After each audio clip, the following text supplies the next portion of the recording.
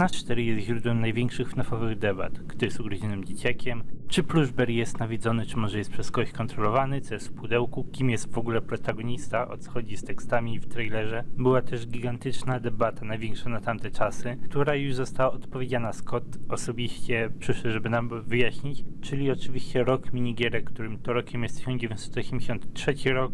Lokacja z minigierek to Fredbear's Family Diner. A debata, którą się dzisiaj zajmiemy, to koszmarne animatroniki. Czy one są prawdziwe, czy może są po prostu koszmarami?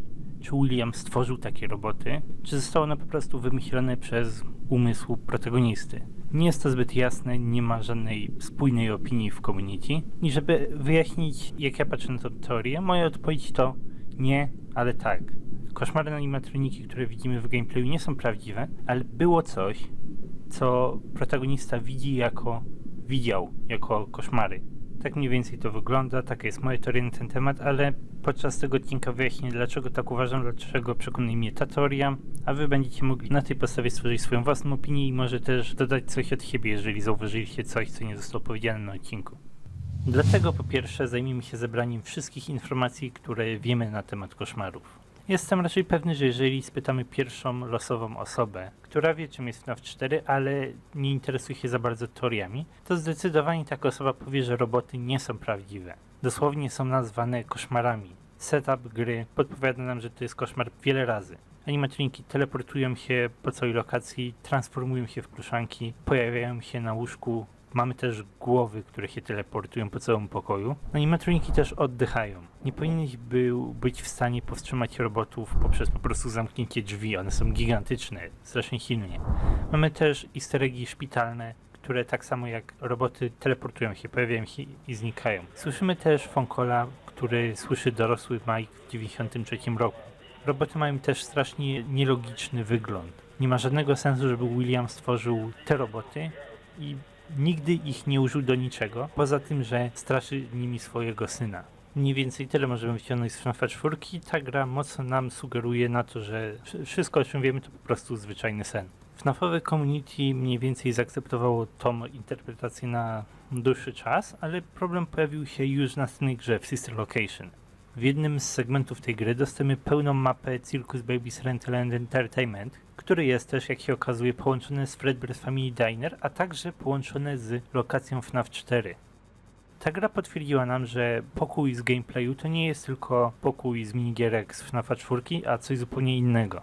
Ale najważniejszym elementem tej mapy jest ułożenie animatroników na niej, ponieważ widzimy tutaj mniej więcej wszystkie koszmary w miejscach, w których powinni być. W miejscu plusztrapa znajduje się parę postaci i najpopularniejsze tory to po prostu wiele różnych plusztrapów w jednym miejscu. Jesteśmy w stanie stwierdzić, że te szare kwadraty reprezentują roboty, ponieważ takie same kwadraty pojawiają się w miejscach, gdzie powinni znajdować się funtime animatroniki. Każdy na swoim miejscu, są sceny funtime'ów, jest pokoik Freddy'ego, ale także we Fredbear's Family Diner pojawiają się kropki w miejscu, w którym powinni się znaleźć Fredbear i Spring Bonnie. Zgodnie z tymi informacjami pokój jest prawdziwy, koszmary też są prawdziwe. I jak to właściwie zupełnie działa? Sister Location nie podało nam żadnej konkretnej, bezpośredniej informacji, ale po prostu powiedziało nam, coś tam jest, teraz zgadujcie, co to może znaczyć. Scott już od jakiegoś czasu podawał nam w innych źródłach dodatkowe informacje kręcące się dookoła FNAF 4, żeby zasugerować, że to są sny Mike'a. Sister Location dało nam cały ten podział. To nie jest sypialnia z FNAF 4, tylko to jest coś zupełnie innego. Sister Location specyficznie pokazuje nam Nightmare Fredbeara i mówi nam, że jest on snem. Mamy też phone call, który tylko Mike mógł usłyszeć, który pojawił się już we FNAF 4, już od samego początku mieliśmy taką informację. To mniej więcej tyle, co wiemy o koszmarach. Są nierealistyczne, często są powiązywane ze snami, z koszmarami, ale Sister Location sugeruje nam, że coś tam rzeczywiście jest. Sugeruje, że roboty są prawdziwe.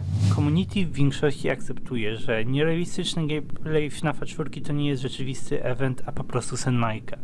Ale to jeszcze niczego nie zmienia, ponieważ roboty wciąż mogą być prawdziwe.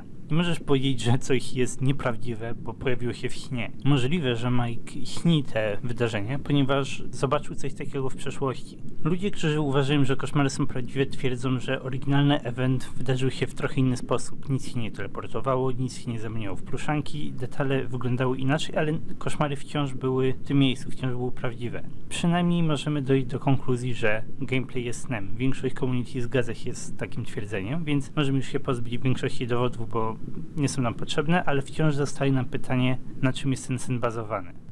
Oryginalnie przed Sister Location ludzie uważali, że sen jest bazowany na ugryzieniu, na zbirach i nawet miało to sens przez większość czasu. Ale obecnie mamy tą mapę, mamy sugestie, że wydarzyło się coś zupełnie innego, że roboty są prawdziwe. Ułożenie robotów na mapie jest lekko zmienione, ale nie jest to nic dziwnego, ponieważ w rzeczywistości nie było żadnych teleportacji, więc możliwe, że wszystko działało w odrobinę inny sposób. Zakładając, że one są prawdziwe, możliwe, że Mike nigdy nie został zjumpscarowany i masa rzeczy, które widzimy we FNAFie 4 jest zmyślona, jest ekskluzywna dla jego snów i nigdy się nie wydarzyła. Możliwe, że wyobraził sobie, że Freddy znajduje się za nim, ponieważ na łóżku leżała pruszanka. Patrząc też na ilość tych kwadratów na mapie, możemy stwierdzić, że Fredbear i Nightmare nigdy nie byli prawdziwi i oni też są ekskluzywni dla całego tego koszmaru.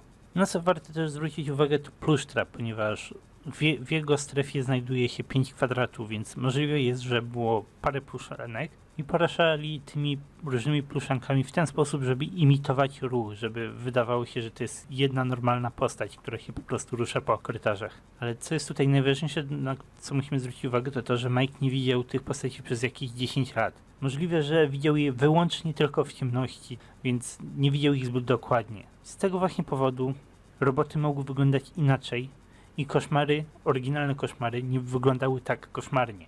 Możliwe, że był to zwyczajny set animatroników z Freddy, stare animatroniki, ale możliwe, że to były nawet ledwo jakieś manekiny, poruszały się, nie widział ich dokładnie i myślał, że to są potwory chodzące po korytarzach. Nawet jeśli uznamy, że są prawdziwe, to wciąż nie ma sensu, żeby William stworzył wielkie, zniszczone, koszmarne potwory, tylko po to, żeby straszyć swojego syna, żeby grozić mu śmiercią. Ma znacznie więcej sensu to, że dzieciak widział po prostu jakieś dziwne kształty w ciemności i zaczął wyobrażać sobie, co te kształty mogłyby rzeczywiście oznaczać. Bądź co bądź, jedna ze wskazówek, którą Scott dał nam w czasie FNAF 4 to rzeczy w ciemnościach, w cieniu mogą być bardzo łatwo i źle zrozumiane przez umysł dziecka. I właśnie w takiej sytuacji znalazł się Mike w ciemnym pokoju, wyłącznie z latarką, bez żadnych informacji na temat tego, co łazi po korytarzach. Nie wiemy, co widział, ale możemy zgadywać, że po 10 latach w jego snach te kształty, te figury są zmienione, wyolbrzymione. Jakkolwiek by nie wyglądały teraz, w 1983 roku widział coś innego. Ludzie próbują też używać informacji, że koszmary pojawiają się w Help Wanted jako dowodu na to, że są prawdziwe, ale zupełnie nie zgadzam się z takim rozumowaniem. Ta gra dosłownie pokazuje nam Nightmarion, Jack-O animatroniki, które są całkowicie niekanoniczne. Mogą być kanoniczne w zaświatach, w Ultimate Customite, ale to jest miejsce, do którego Fazbear Entertainment nie ma dostępu. Tak właściwie mają znacznie większe szanse na to, żeby wyciągnąć koszmary z głowy Mike'a, z notatek Mike'a, nawet jeżeli nigdy nie były prawdziwe. Nie wierzę, że Nightmare Fredbear kiedykolwiek był prawdziwy. No i Scott potwierdził, że pomysł z game developerem, który pojawił się w Help Wanted, to była tylko wymówka na to, żeby dodać nie do końca kanoniczne postacie do gry. W innych słowach, Scott nie chciał, żeby fabuła limitowała go, ograniczała w tym, jakie postacie może, a jakich nie może dodać do gry.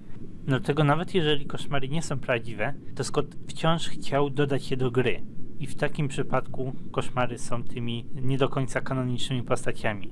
Nie możemy stwierdzić na 100% jak to działało. To co chcę powiedzieć to to, że nawet jeżeli nie są prawdziwe, to wciąż pojawiłyby się w tej grze. Help Wanted nie jest dowodem na nic w temacie koszmarów.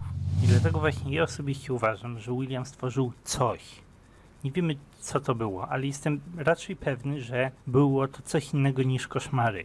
Możliwe, że to były bazowe animatroniki, możliwe, że to były jakieś manekiny. Możliwe nawet, że te kropki na mapie reprezentują po prostu jakieś dźwiękowe i wizualne informacje, które miały sprawić, że Mike uwierzy, że tam rzeczywiście coś jest, ale raczej nie leciałbym aż tak daleko. Manekiny co najwyżej. Mój wniosek jest taki, że coś tam zdecydowanie było. Mapa w Sister Location nam to potwierdza, ale nie są to koszmary, jakie znamy. Cokolwiek Mike widział w swoim dzieciństwie, zostało to wyolbrzymione przez jego umysł i 10 lat później śniły mu się koszmary. Ale czemu William miałby w ogóle stworzyć cokolwiek w takim miejscu? Wciąż nie jest to jasne. Wciąż nie ma żadnego spójnego rozwiązania tego problemu w community, ale wiemy tyle, że miejsca związane z gameplayem FNAF 4 w Sister Location nazywają się jako obserwatoria, ale wciąż nie jesteśmy w stanie stwierdzić, co rzeczywiście William obserwował w tym miejscu. Jestem otwarty na wasze teorie, ale nie jest to temat dzisiejszego odcinka, więc dzisiaj tylko debatowaliśmy na temat tego, czy koszmary są prawdziwe, czy nie. Jak już mówiłem, dla mnie nie są prawdziwe, ale są. No i dzisiaj to tyle, więc dziękuję Wam za oglądanie. Liczę na jakieś Wasze przemyślenia na temat tej teorii, jakieś Wasze dodatkowe informacje w komentarzu.